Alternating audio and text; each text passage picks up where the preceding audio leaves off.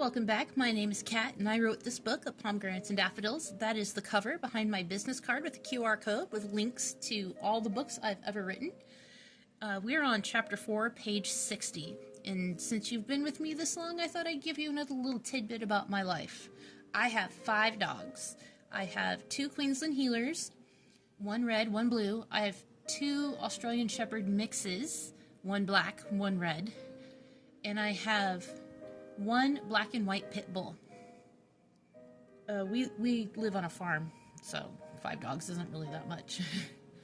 So here is Chapter 4, page 60, from Hades' perspective.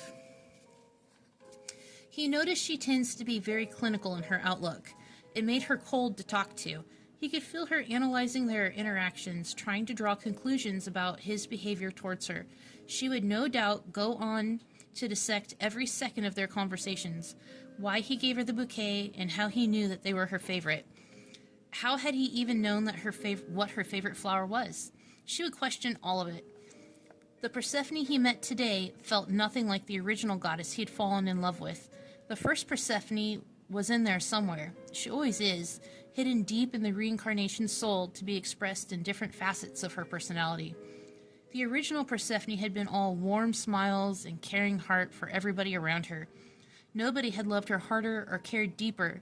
Nobody had loved harder or cared deeper than she had. It was what had drawn Hades to the goddess of spring. She was the light to his bleak, colorless life, ruling the underworld. Persephone had been kindness personified. Her incarnations reflected her caring, warm nature.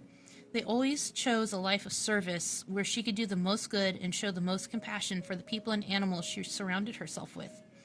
This incarnation, the teenager who stood silently analyzing his actions, seemed like the polar opposite of all the women throughout history he had known as reincarnations.